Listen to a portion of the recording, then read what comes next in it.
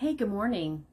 Welcome to Market Minute for Real Estate with Crystal Roy and the Safari Group. And today's topic is first-time home buyers, and especially home buyers. So I wanted to show you one of the one-pagers that I hand out at all buyer appointments. Looks like this. It's the roadmap for home ownership. I'm going to go over this with you today. So when I have a meeting with, especially a first-time home buyer, I like to sit down with them in person and go over this diagram. And it starts with meeting with a real estate professional. It helps me get to know your needs, your timeline, and your wants as well. So wants, needs, and must-haves in your timeline. So we discuss the type of home that you're looking for, the style, the price, location, different things like that. And then what's most important to you about your home purchase. The buyer's advantage also is in most cases, unless it's a for sale by owner, if you're shopping for a home that we discover in MLS, then the seller has already agreed to pay my fee, so it's not an additional charge that you will have. The very next step is to get you pre-approved with your preferred lender. If you don't have one, I have a great staff of lenders who can meet your individual needs. For example, if you are a first-time home buyer, you may qualify for down payment assistance, depending upon your middle credit scores, if you don't exceed the income limits. And a first-time home buyer is classed as someone who has not had a deed in their home in the last 3 years. So you might have owned earlier in your life, but you're coming back to the market and you're actually going to be eligible in North Carolina currently today, April 24th of 2023, for a $15,000 down payment assistance, which is pretty huge. It will help you save on your closing costs for sure, and also your down payment. So what you're going to need for pre-approval is going to be your pay stubs, your W-2s, and bank statements, because knowing what you can afford is critical. In many cases, you can buy a home that's in better condition than the exact amount you would pay in rent in certain communities. Our next step then is the fun part, which is touring homes, finding homes that fit your criteria and your price range, and then scheduling showings. And also just be aware that although we have a love-hate relationship with Zillow, Zillow is a third-party marketing company, as is, believe it or not, Realtor.com, Trulia, and then thousands and thousands of other websites. So anytime a buyer wants to send me something they found online, I cross-reference it in MLS to make sure we've got the most accurate and latest status. So once we find the home that you think would be wonderful for your family, we make an offer. So I'll present the offer to the other listing agent based on the price and terms and timeline that you've decided, and then we negotiate. Once we have our all of our items agreed, then we are considered under contract. So in North Carolina and South Carolina, where I'm licensed, there are some similarities and some differences, of course. So in North Carolina, you have what's called a due diligence period, during which time, in exchange for a fee that's negotiated between the parties that's paid at contract, you will, in exchange, have the seller take their property off the market, not offer it to anybody else while you're doing your inspections. So the inspections I recommend are home inspection, where an independent home inspector goes through the house and makes sure everything that's installed functions the way it's intended to function. Then also we've got a termite or wood-destroying organism inspection. Make sure that you don't have any type of organisms, fungus, mold, or insects that would destroy the wood that would cause your home to have any type of damage and be in need of repair or become unstable. And then, excuse me, my nose is itching. Also, I highly urge you to have a radon inspection done.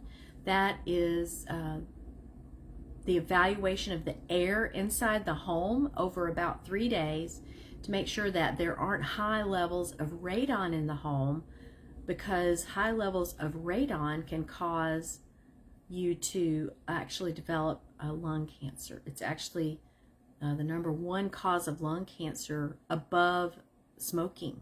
So if you've ever known of someone who had lung cancer but never smoked a day in their life, it's possible that without their knowledge, they've had radon off-gassing into their home. So then the question is, what is radon? Radon is a colorless, odorless gas that's produced when rocks naturally break down. So right, if the rock's outside and naturally breaking down and the wind blows the gas from that away, it's never going to be harmful for you. But if you have a granite countertop that's from certain areas of the world, it can off-gas radon into your cooking environment, into your living environment. Also, a slab foundation. And it could simply be in the dirt underneath your house and in your crawl space. We particularly see high radon levels in basement homes because you've gone down below the earth. And with earth walls, now you have more exposure to the rocks that are breaking down. And then also homes that are waterfront, because radon is a gas that is not water soluble. So across a large body of water, the radon will have to come under and then come up at the side of the water, and most likely that's going to be into a waterfront home. So imagine all the beautiful waterfront homes there are. People aren't afraid to build because of a radon possibility, because there's what's called a radon mitigation system. And we'll talk more about all these details in another episode of Market Minute. But let's continue on progressing through the important steps, the basics from the 3,000-foot view of what it means to become a home buyer. So after you have your inspections, you are in escrow. So one of the items that's due at the time of contract is either the due diligence fee that we talked about for North Carolina, which is paid directly to the seller and is non-refundable even if you back out. It allows you to, in exchange for the seller taking the house off the market for you, it gives the seller some money. It could be as much as one house payment. It could be more. It depends on the exact circumstances of the property itself. If it's a multiple offer situation, in our market, we've seen the due diligence fee be the entire cost of the house, because the buyers wanted the sellers to know we're not backing out for any reason, and we're just going to pay you up front, and then we're going to have that accounted back to us. Because it's a cash sale, we're going to have that accounted back to us at closing. So one of the other things that you pay up front, it is going to be what's called earnest money. So in addition to, very often, is earnest money deposit. So that is usually 1% of the purchase price of the house. So on a $200,000 house, that will be $2,000. But let's say that you don't want a 30-day closing, you want a 60-day or 90-day closing. The seller might say, you know, while traditionally it's $2,000, I want $5,000 for that, because you're asking me to take it off the market for a longer period of time, which exposes me to, you know, some risk on your part.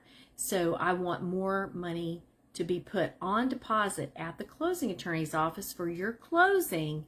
But if you default, there's a possibility I would get that money in exchange for me having exposed myself as the seller for several weeks instead of a traditional 30-day closing.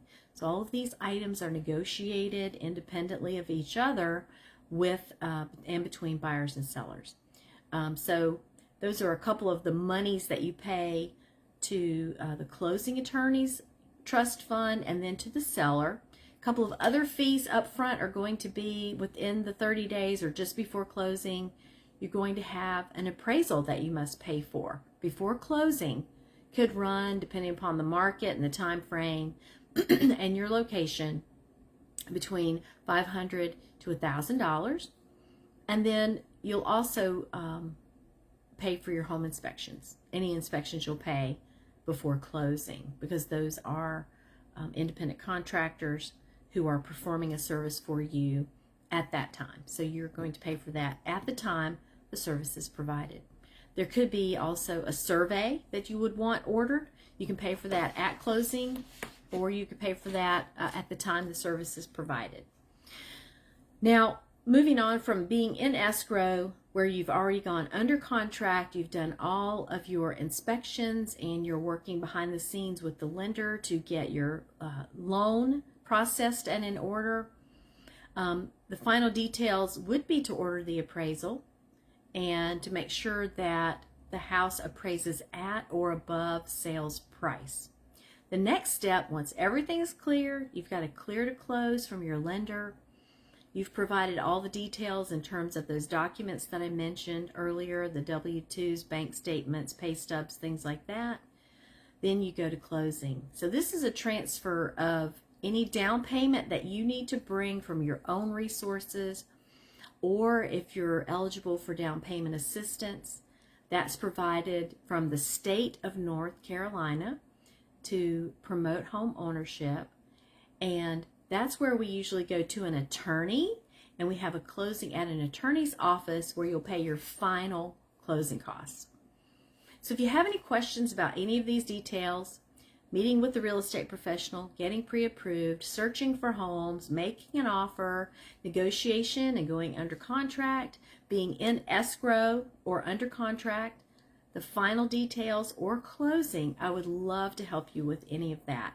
We have a great team of all of these folks who help with your transaction, starting from the lender all the way to the closing attorney, with excellent home inspectors and termite guys, and I'd love to be your agent for life. If you have any questions, again, call Crystal Roy at the Safari Group, and my number is 704-562-1030. Again, it's Crystal Roy, 704-562-1030, or click on thesafarigroup.com and start your search today. Have a great day. I'll talk to you soon. Bye-bye.